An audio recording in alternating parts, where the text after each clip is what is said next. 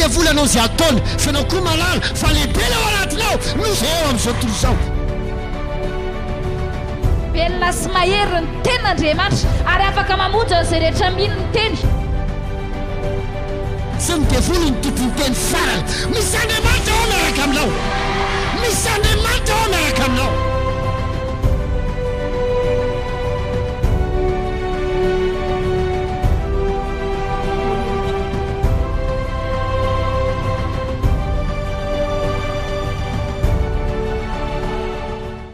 Dia fanarabantsika rehetra indray ny tenako Bishop Patrick Andrianarivo fa amin'ny fiangonana Évangélika Sainy ao anatin'ity fandaharana ity. Sotranao hatrany zahay manjo ny fandaharana ary mampahery ny hafa manaraka ny fandaharana miaraka aminao. Fantatray fa tena maro be dia maro be nareo manaraka ny fandaharantsika ary matoka fa matoa maro tsika no manaraka dia satria mitondra source fampaherezana ary mamelona ny fanantenana indray amin'Andriamanitra ny zavatra izay ifampaherezantsika eto. Eto am-piandohana dia te hisotratsika rehetra izay tonga nanatrika le fotoana 3 andro lehibe tetsy amin'ny fiangonana Sainy raiky sasirity Sandorina-Lakely ary ny fiangonana Sainy tena Tanjombato tamin'ny zoma sabotsy ary lahady hariva teo izay andresantsika ny hoe izay nilainy dia nomenao azy ary izay nilainy dia nomenao azy. Hitantsika rehetra tamin'ireny fotoana ireny angamba ny fiasan'Andriamanitra izay tena mahery vaika. Eo ireo olona izay mitondra bekisy sitrana, ireo olona malemy mitsangana, ireo olona izay tsy mahita tapaka landramaso miverina mahita, ireo olona izay marenina mandre, ireo olona izay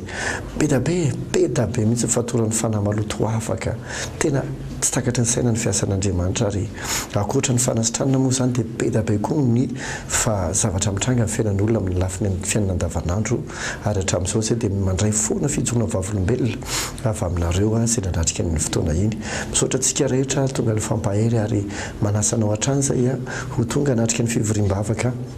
miaraka amin'ny fiangonana Évangélika Sainy fa araka ireny hitanao ireny dia tsy hanenenanao mihitsy ny fotoana fa tena mitondra fiovana ary mitondra hery sy aina vaovao anao. Atao izay hatongavanao mandrakariva izay dia fonona hivavaka anao foana hampahery anao, hanoro hevitra anao, tsy manana heritreritra fa tsy nitady izay hasoa anao mandrakariva izay. Ary matoky izay fahitaona ny afaka ho ianao dia ho avintsika hifampaheritsika hifampitantana ho any an-danitra isika izany. Anio dia te hizara tenin'Andriamanitra fo anao ahako nefa milohan'izay dia tiako sady nefa mampafantatra antsika fa tsy hoe ela dia hanina fotoana lehibe indray tsika miaraka amin'ny fiangonana Sainy. Ohatra anankiray fotsiny izao ohatra misy fotoana natokana ho an'ny vehivavy fotsiny, ny anankiray indray fotoana indray natokana ho an'ny tanora fotsiny. Ny an'ny tanora moa dia amin'ny 16 avril ho avy izao afaka ray volana latsaka kely ho izany. Fotoana ho an'ny tanora fotsiny indray io tontolon'andro isy zavatra ho atao indray izy ty tsy hoe fitadiavan-javatra atao fa zavatra apetraka ny fanahy masina anatin'ny fonay ary manao izay asian'ny tompo atao izay mba hasoa antsika tsirairay avy izany. Izay no ela mikasika an'izay fa dia te hizara tenin'Andriamanitra fo anao amin'ity anio ity izay ao amin'ny filazantsara Matio 12 ka ny 17. Izao no vaky ny teny fa ny teninao no fahamarinana, fa ny teninao no hanamarinanao ary ny teninao no hanamelohana anao. Ny teninao no hanamarinana anao ary ny teninao no hanamelohana anao. Izany hoe ny teny dia tena zava-dehibe amin'ny fiainana. Tena zava-dehibe dia tena zava-dehibe ny teny. Ny teny dia tena zava-dehibe. Ny teny dia zava-panahy io ary amin'ny fotoantsika tsy tonga saina amin'izany fa miteny fotsiny izay tiantsika tenenina dia manimba ny fiainantsika isika. Fa mila hainao no mifehy zavatra teneninao ary mianatra baiko ny tenanao mihitsy ianao tsy teny zavatra izay fantatrao fa hanimbanao na nitokantranonao na manodidina anao na ny asanao na ny hoavinao satria ara-panahy ny teny zava-panangeza be ary tadio fa hatramin'ny mandrakizay anao dia mifamatotra amin'ny zavatra teneninao. Tanao ny atonga anao verany amin'ny elo na hovovonsy dia ny teneninao ny zavatra teneninao. Hoanao zao izy ny baiboly raha mino ianao amin'ny fo f'Andriamanitra nangana azy tamin'ny dia ho hamarina ianao ary raha manaiky ianao amin'ny vava fa Jesosy no tompo dia hovonjeny ianao. Izany hoe ny zavatra ekenao, ny zavatra confessenao, zavatra teneninao dia mamaritra ny amin'ny hoe famonjenanao na ny fahaverezanao. Noho izany tena mila mianatra isika mifehy ny tenitsika fa tena ara-panahy dia ara-panahy ny teny. Ao amin'ny bokin'ny Korintianina voalohany toko 2, Korintianina voalohany toko 2 ka ny 12 dia milaza an'izao tenin'Andriamanitra izao. Hoy izy hoe fa isika tsy nandray ny fanahy zao tontolo izao fa ny fanazy avy amin'Andriamanitra mba ho fantatsika izay zavatra nomen'Andriamanitra atsika. Isika ozy tsy nandray ny fanahy zao tontolo izao fa ny fanazy avy amin'Andriamanitra mba ho fantatsika izay zavatra nomen'Andriamanitra atsika. Ny fanahy masina izay nomen'Andriamanitra atsika dia izy no mampafantatra atsika inona daholo ny ao anatsika. Dia zay no mazava-dehibe ny firaisanao amin'ny fanahy masina. Rehefa manana fifandraisana ianao amin'ny fanahy masina, rehefa manana firaisana foana ianao amin'ny fanahy masina, manana fifankazarana, firaisana, fiombonana amin'ny fanahy masina isan'andro isan'andro. Tsy hoe tamin'ny roa taona na tamin'ny telo taona, satria misy olona mantsy miteny zay tamin'ny roa taona zany taloha tamin'izay mbola tena vao nanomboka mivavaka, nisy taona zay tamin'ny 5 taona lasa tena mandeha natendrombohatra fatihanina zao ohatrany hoe taloha foana. Tadio fa na dia nafinaritra aza ilay taloha tsy dia tsara fotsiny hoe taloha ianao ny ohatra izany. Fantatrao ny antony ny fiarahana amin'Andriamanitra dia zavatra mitohy ary tokony anana consistance ianao, tokony mitohy foana ianao ao anatin'ilay izy. Mila azononao mandrakariva, mila fikironao mandrakariva ilay izy satria fantatrao ny antony satria Andriamanitra dia Andriamanitra ny présent. Andriamanitra dia tsy miaina any amin'ny lasa sy amin'ny hoavy. Ao amin'Andriamanitra dia tsy misy lasa sy hoavy. Ao amin'Andriamanitra dia présent mandrakariva. Ka raha ohatra ka ilay lasa foana ny eritreretinao, tadio fa Andriamanitra dia présent. Ka noho izany eo ny mila ilainao fiazonana, firaisana amin'ny tompo isan'andro. Inona mazava-dehibe an'izay? Satria mifamaritra tanteraka amin'ny fahafantaranao ny zavatra nananao sy ilay mahainao anao ny zavatra teneninao. Ka amin'ny fotoana ohatra ianao tsy mahafantatra fa ao anatinao ane ka misy fahasalamana dia vao matsapa zavatra amin'ny vatanao ohatra hoe fa ny antenina kely any amin'ny kibo na any amin'ny loha na misy ohatry ny manindro na any amin'ny tratra na misy zavatra ohatry marary kely any amin'ny faladia na any amin'ny lohalika na ataoko ohatra any amin'ny vavony vao misy zavatra kely manananao dia marary zao azetako ndraika ilay aretin'ity dia iny ianao dia manomboka ekenao izy dia teneninao izy na dia mbola voasaim-potoana fotsiny aza dia tonga dia ekenao dia amin'iny fotoana iny lasa tafiditra ilay tena aretana ary mandravanao ilay izy. Ka matombo tena hoe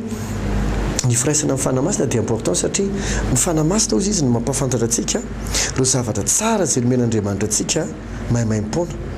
Fanahy masina ozy izy mba ho fantatsika zavatra nomen'Andriamanitra antsika. Ilay nomeny antsika malalaka amin'ny teny anglisy izy dia hoe freely given unto us, nomena antsika mahaimaim-poana. Betrabe ny zavatra nomen'Andriamanitra antsika. En fait raha tena tsorina dia ny zavatra rehetra dia nomen'Andriamanitra antsika. Satria raha mamaky ny Romana toko 5 ianao ka ny 7:12 Romana toko 5:7 dia izao lazany tenin'Andriamanitra. Hoy izy hoe ary raha zanaka dia mpandova, eny sady mpandovan'Andriamanitra no mpiray lova amin'ny Kristy koa. Raha miara-miaritra aminy isika mba hiara-manam-boninahitra aminy koa. Hoy izy hoe raha zanaka dia mpandova, eny sady mpandovan'Andriamanitra no mpiray lova amin'ny Kristy. Ina moa dikan'izany hoe raha zanaka ianao dia mpandovan'izy, mpandovan'Andriamanitra. Mandovan'Andriamanitra ohatrany ahoana? Miray lova amin'ny Kristy.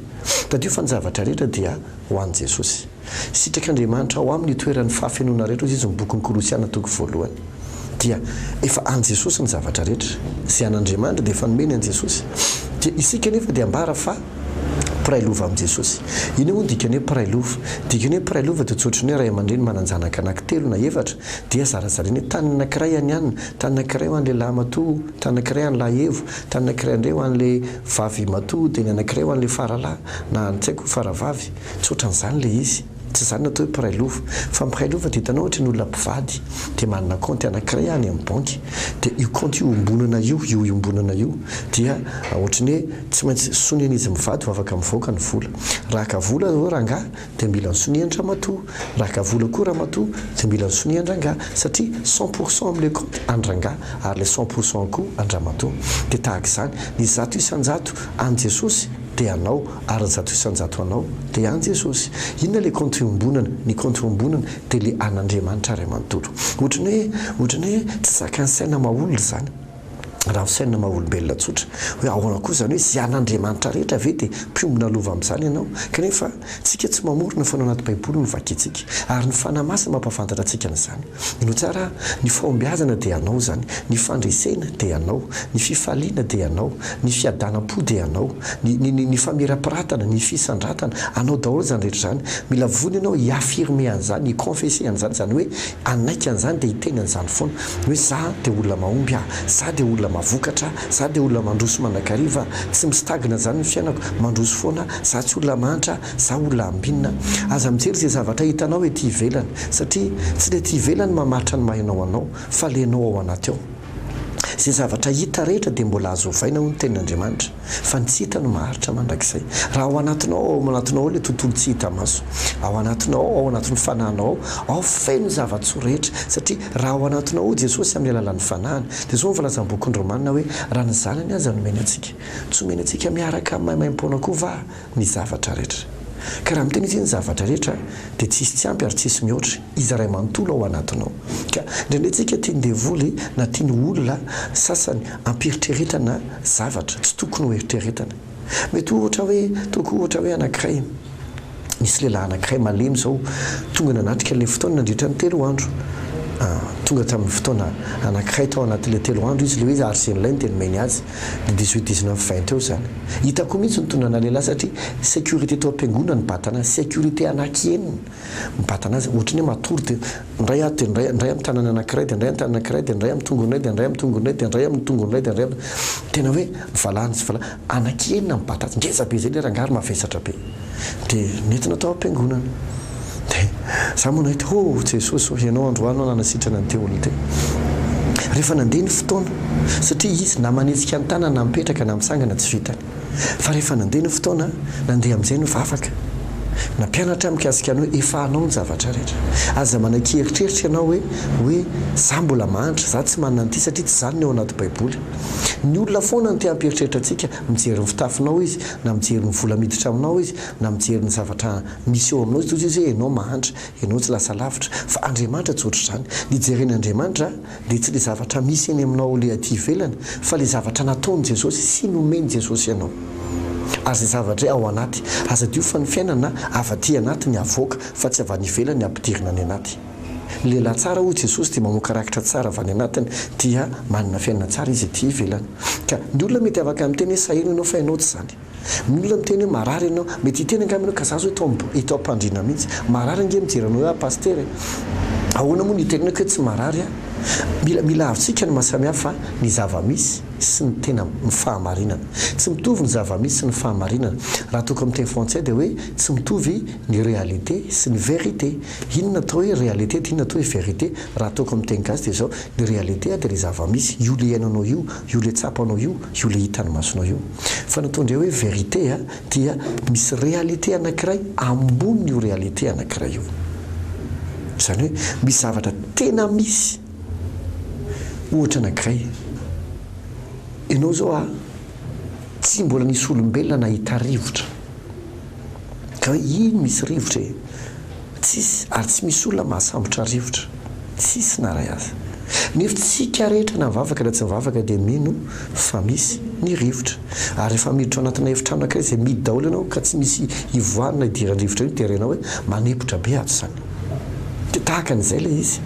tsy hita le izy nefa tena zava-misy marina ka tsy hoe satria le izy tsy hita dia tsy ekenao eo tsy misy le izy dia tahak'izay koa mety ny hitanao dia hoe marary ianao na tsy manam-bola ianao fa ny tena zava-misy efa sitrany ianao zay mahatonga amin'ny teny hoe important be mihitsy ny fahaizanao mifeny zavatra teny aminao satria ny teny dia fanahy fiainana io ny teny dia zava-panahy io tsika nge raha miteny tsy hita maso ny tenitsika tsy mahita anao ohatra hoe toko ohatra hoe mama tsy mahita anao io misy M dia A dia M dia A tsy mahita an'izany ianao fa ny teny dia zava-panahy ny teny dia fanahy ohatra ny fiainana io ny fiainana nge dia fanahy tsisy olombelona nge mahavita mamorona fiainany raha navita namorona fiainany olombelona tonga dia tsisy tsony ny olona mety maty dia mbola fisaratsena hoe raha tsy misy tsony raha tsy miexista ny fahafatesana raha tsy misy tsony ny fahafatesana satria misy olona ny teny ndray andro rehefa maty ny olon-teny hoe fa maninona kaina asian'Andriamanitra ny fahafatesany maninona kaina velon'Andriamanitra nisy ny fahafatesany tena tsy rary mihitsy dozy amantsy azy tsy azonao any zavatra teneninao fotony hoe marary anao fotsiny angamba le hoe maty ny olon-tianao dia te hametsiny fotsiny hoe fa maninona misy ny fahafatesany fa alay fisaratsiaina nge hoe ro mpamon'olona mpangalatra sy ro ratsy fanahy rehetrarehetra tsy mety maty mihitsy mba azonao an-tsaina ve ty fiarahamonina ianantsika ty hoe tsatoanao ny antsy izy dia mandeha velona tsoahany fotsiny azy dia lasa izy tofirinao mibasy izy dia izay rasarasainao izy dia mitambatra indray dia mandeha dia rehefa raha tsy anange zany hoe tsy mety maty raha olombelona inona mety hotoy an'ny tantara efa surpeuplé koa ngamba zao tontolo izao dia ahoana koa mety hotoy an'ny tantara fa fahendren'Andriamanitra namelany ny fahafatesana an'izy ka tiako tenena nefa hoe tsy hoe akory hoe tsy hoe ny fahafatesana dia zavatra tsara fa navela izy fotsy le izy satria zay ny fahendren'Andriamanitra tsy Andriamanitra no natonga ny fahafatesana aloha zava ny resaka fa zay mahatonga manindry tsara nytaneko hoe navela izy le izy fa tsy izy ny natonga ny fahafatesana eto ny zavatra anankiray tiako apetraka amin'izany hoe isika mila mitandrina amin'ny zavatra tenentsika satria indrindray tsy fahafantarantsika ny zavatra ananantsika zay ameny ny fanamasina antsika dia lasa mahatonga antsika miteniteny foana ary raha olona tokony hanana fiainana tsara ianao dia rava ho azy ny fifandraisanao aman'olona potika ho azy ny zavatra ataonao inona kay ny mahatonga raisiko ohatra hoe ny zava-pisotro misy alkôla izy moa tsy mahalala ary na mpivarotra ngazy dia miteny sady misy soratra mazava be hoe tsy azo amidy amin'ny ankizy latsaky ny 12 taona ary misy koa aza soratra ngeza be hoe amin'ny rehefa manao dokam-barotra ny zava-pisotro misy alkôla reny hoe misotro avec modération zany hoe misotro kelikely fotsiny izy ry zareo satria nahoana fatany famamona io fatany faharatsy io kanefa tiany mahagaga na dia faharatsy azy ka mandeha ny dokam-barotra dia le tenitenenana izy tsy miteny mihitsy hoe rasy ty izy tsy miteny mihitsy hoe rasy ty fa ohatrany hoe tsara foana ny fomba hijerenan'le izy dia indraindray azy ohatrany hoe na dia efa fantatro zao faharatsy dia ohatrany be da be ihany ny foana ny ty anazy satria nahoana le teniteneniny zava-panany teny dia lasa ohatrany hoe mahatonga ny olona mahita le zavatra ratsy ho tsara ka ndraindray koa ny zavatra tsara koa rehefa resahanao zavatra ratsy foana dia farany le tsara nananao koa lasa ny ohatrany hoe ratsy fa ianao mila mifeny zavatra teneninao ianao amarinina amin'ny teneninao ianao namelohana amin'ny zavatra teneninao ianao noho izany faritona ho avinao sy ny fiainanao afaka manana fiainana tsara ianao raha namorona ny tany sy ny lanitra Andriamanitra dia tamin'ny alalan'ny teny namoronany azy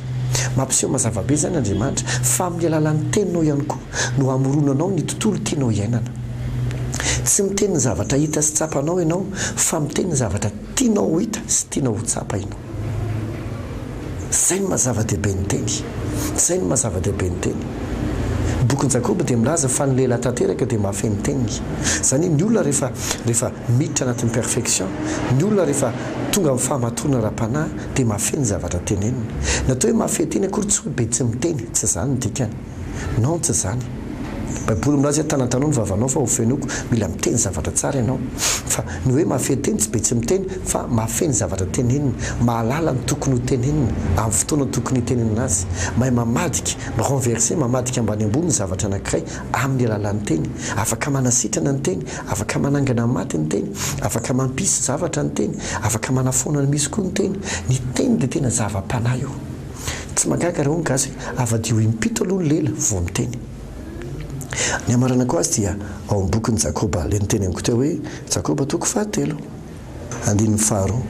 tafitoana amin'ny zavatra maro isika rehetra raha misy olona tsy mba tafitoana amin'ny teny dia izy lela tanteraka ka mahafeny tenany rehetra koa ary raha sitsika lamboridy amin'ny vavany soavaly mba hanarahany atsika dia mitondra ny tenany rehetra isika tsy revo tsara zany ozy hoe mety tafitoana ny zavatra maro ny olona fa raha misy olona tsy mba tafitoana amin'ny teny dia izy lela tanteraka dia eto le tena tiako atongavana raha sitsika lamboridy ozy izy ny vavany soavaly mba hanarahany atsika dia mitondra ny tenany rehetra tsika iny soavaly ngeza dia ngeza iny izay lehibe lavitra no tsika olona goavana dia goavana mahazaka anao na firy kilao anao na firy kilao raha tianao ny hitondra azy ohatra hoe miala ao analakely mandrabatonga toko ohatra ny pasapito dia tsy mitongony nasianao lamboridy tsy ny valahany no fehezonao mafy be tsy eo amin'ny tenda no kendainao fa eo amin'ny vavany tanao na dia ngeza ohatra ny ahoana ary ny vatany iny ary na mandeha mafy tahaka ny ahoana koa ary iny tongony iny io vatany goavana dia goavana sy ny tongony faingana dia faingana iny ny fomba hahafahana mifeana eo ray manontolo dia ny vavany noho izany zany te hampiseho amintsika koa Andriamanitra fa na ngeza tahaka ny ahoana aza no olanao ary tsy hitany ahoana ny amiliko nyty makany amin'ny fandresena ahoana ny amiliko an'ity fiainako ity indray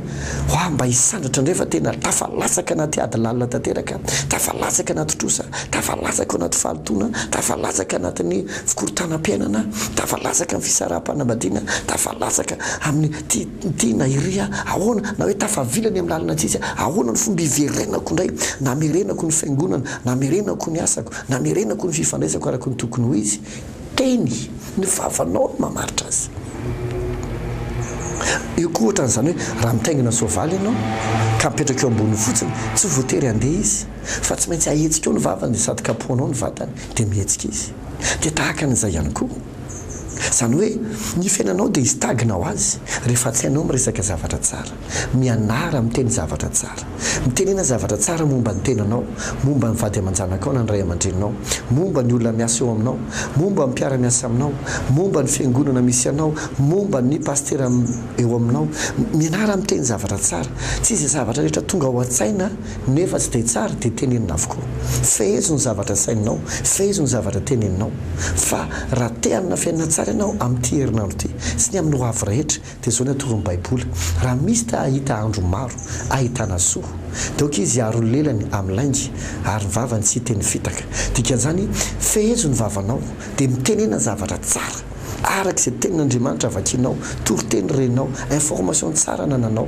Araka ny teneniko anao teny fanamasina mampafantatra antsika ilay zavatra tsara dia ianao no miafirme sy miconfirme alezy hoe za dia mahomby, za dia salama. Mety misy olona miteny hoe mireare zany, mandaingy zany, tsy mandaingy zany, zany no izy. Zany no izy amin'ny fiainana. Milaza ny zavatra ho avy ianao, maminaniny amin'ny ho avinao ianao, milaza ilay tianao hitranga ianao satria alefanao makany ny fiainanao, mitenena ka mampirisika anao raha tianao hialehibe ny fiainanao, mitenena zavatra tsaratsara kokoa. Raha tianao hiebetsaka ny vola miditra aminao, mitenena zavatra lehibebe kokoa. Ampitombo ny confession anao, ampitombo ny atsara ny zavatra resahanao dia ho hitanao fa afakanina fiainana tsara ianao. Zay angamba mikasika any amin'ny fandarantsika androany fa inoko fa nasody nasoanao ny fotoanantsika. Aza diny fa antsika manana fotoana eny an-Tanjombato rehefa talata amin'ny dimy sy fefana sy larobia amin'ny roa sasany ary sabotsy amin'ny roa ora sy sasany ka tongava amin'izany. Misy koa ny azafady eny an-Tanjombato talata amin'ny 12 sasany sy ny zoma amin'ny 12 sasany zay asa fampahirezana. Fonina tena hivavaka ho anao zay fiangonana saina eny an-Tanjombato. Misy koa ny fiangonana saina eo amin'ny raikitra rehefa andavanandro rehefa latsinainy amin'ny 5 sy fefany, larobia amin'ny 5 sy fefany ary sabotsy amin'ny 2 ora sasany tolakandro. Manasa anao zay ho avy amin'izany indrindra mialahady pasika ho avy zao. Baiboly dia mampianatra hoe tongava hisehoana tren'Andriamanitra. Fa rehefa misehoana tren'Andriamanitra ianao indrindra rehefa pasika dia andefa ny anjelan'Andriamanitra ary teny anao amin'ny fomba goavan'Andriamanitra. Tadio fa ny pasika dia andro fionana amin'Andriamanitra. Ny fotoana fiovam-piainana dia mifamatotra amin'ny fionana amin'Andriamanitra. Raha mahazo fionana amin'Andriamanitra indray mandeha monja fotsiny ianao, afaka mivadika ambany ambony tantaranao. Jereo ohatra Jakoba nahazo fionana tamin'Andriamanitra rehefa nitokana tantely-mbohatra. Mosesy nahazo fionana tamin'Andriamanitra rehefa tamin'izy nandeha niandrondry. Jereo tsara Davida nahazo fionana tamin'Andriamanitra, Solomona nahazo fionana tamin'Andriamanitra, Petera nahazo fionana tamin'i Jesosy manokana tantely-mbohatra ny fiovana, Paul nahazo fionana tamin'Andriamanitra. Ireo olona rehetra nahita fionana tamin'ny Tompo manokana dia nahita zavatra goavana. Ka amin'ny fotoanan'ny pasika tena manao zavatra goavan'Andriamanitra. Manasanao zay ho avy amin'ny alahady zao fiangonana saina rehetra eran'ny Madagasikara sy eto fiangonana saina raikitra sy ritsy Andohana Lakily ary Laskarpa ary fiangonana saina eny an-Tanjombato. Sy ny fandarantsika fa dia manao velomanao ny tenako Bishop Patrick Andrenarivo. Samy mitoma fahasoavana velomatoko. Alao dia volanao zay ataony fanao koa malala fa lehibe lao anatinao misy eo amin'izao tontolo izao. Velona sy mahery ny ten'Andriamanitra ary afaka mamonjy izay rehetra mino ny teny. Sy ny devoly ny tompony teny farany misy Andriamanitra ao miaraka aminao.